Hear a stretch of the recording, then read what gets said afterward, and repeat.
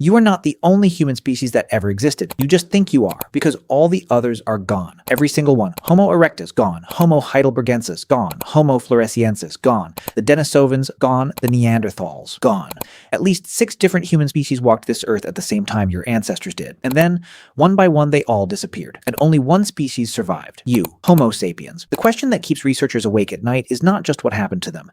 It is what role did we play in what happened to them? And the answer is far more complicated, far more disturbing, and far more human than you expect. Let's go back. 300,000 years ago, Africa. Homo sapiens is a new species. Young, relatively small groups, competing for resources with other human species that have been around far longer. Homo erectus had been walking this earth for almost 2 million years before Homo sapiens even existed. 2 million years. That is not a species you simply outcompete in a few generations. And yet, here you are. And they are not. The story of how this happened unfolds in 5 chapters, and each chapter is more uncomfortable than the last. Chapter 1. Competition. When 2 species need the same resources in the same environment, one of them loses. This is not unique to humans. It happens across the entire animal kingdom.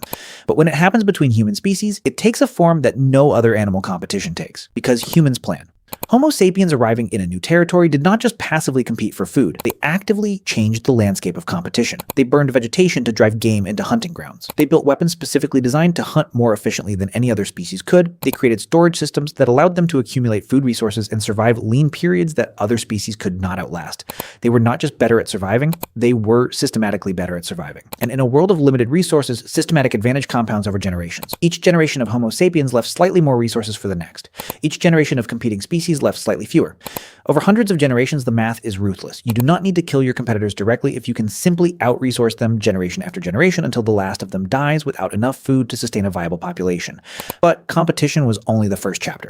Chapter 2. Disease. This is the chapter nobody talks about, because it is the most devastating and the least intentional. Homo sapiens coming out of Africa carried diseases that had evolved alongside them for tens of thousands of years. Their immune systems had adapted to these diseases, they carried them without dying from them. But the human species they encountered in Europe, in Asia, in the far reaches of the ancient world had never been exposed to these diseases. Their immune systems had no defense. Researchers now believe that disease alone may have killed more Neanderthals than any other single factor. Not battle, not deliberate persecution, just contact. The same way that European diseases would later devastate Native American populations who had no immunity to illnesses the Europeans had learned to survive. Ancient humans may have walked into Neanderthal territory, traded with them, interacted with them, and unknowingly carried with them a biological weapon so powerful that no amount of strength or intelligence could defend against it. The Neanderthals did not die in battle. Many of them simply got sick and could not recover. Chapter 3. And this is where it gets truly uncomfortable. Violence. Because here is what the archaeological record shows. Cut marks on Neanderthal bones, not animal predation marks. Human tool marks, deliberate, precise. The same marks left when ancient humans processed animal carcasses for meat. In multiple locations across Europe, archaeologists have found Neanderthal remains that show unmistakable evidence of having been processed by human hands. The implications of this evidence are something researchers have debated for decades. What it tells us is that at least in some times and in some places, the relationship between Homo sapiens and Neanderthals was not peaceful coexistence, it was predatory. Whether this represents isolated incidents or a widespread pattern is still debated. But the evidence exists, and it forces a deeply uncomfortable question. When your ancestors looked at a Neanderthal, what did they see? A cousin? A competitor? Something else entirely? The answer may have been different depending on the time, the place, and the desperation of the moment. Chapter 4. Interbreeding. And here is where the story takes the turn nobody expected, because not all encounters between Homo sapiens and other human species ended in violence or death. Some of them ended in children. In 2010, when the Neanderthal genome was first sequenced, researchers discovered something extraordinary. Modern humans outside of sub-Saharan Africa carry between 1% and 4% Neanderthal DNA. If you are of European or Asian descent, you are not fully Homo sapiens. You are a hybrid. Your ancestors did not only compete with Neanderthals, they also loved them, or something close to love. They had children together. Those children survived, and some of their descendants are alive today, carrying Neanderthal genes in their immune systems, in their skin, in their ability to survive cold climates that pure Homo sapiens from Africa struggled with. The Neanderthals did not completely disappear. Part of them is still here, in you. And then in 2018, archaeologists found something that made this even more extraordinary. A fossil from a cave in Siberia. A teenage girl, roughly 50,000 years old. Her mother was a Neanderthal.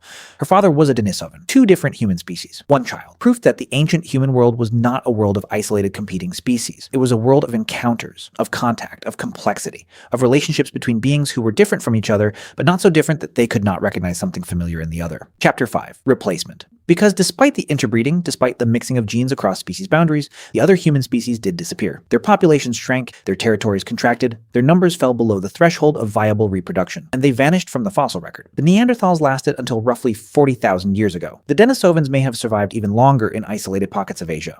Homo floresiensis, the tiny human species of Indonesia, may have survived until as recently as 50,000 years ago. And in every case, the timeline of their disappearance correlates with one thing: the arrival of Homo sapiens in their territory. Not always immediately, not always violently, but always eventually. Because whatever combination of competition, disease, violence, and interbreeding was at work, the end result was always the same. One species remained.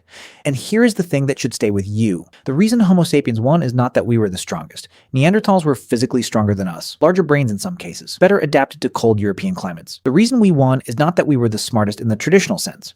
The reason we won is that we were the most connected. Homo sapiens had trading networks that stretched across thousands of miles. We shared information, technology, and resources across groups in ways that no other human species had ever done. When one group of Homo sapiens developed a better spear, every other group knew about it within generations. When one group discovered a new food source, the knowledge spread. We were not smarter individually, we were smarter collectively. And collective intelligence compounds in a way that individual intelligence cannot.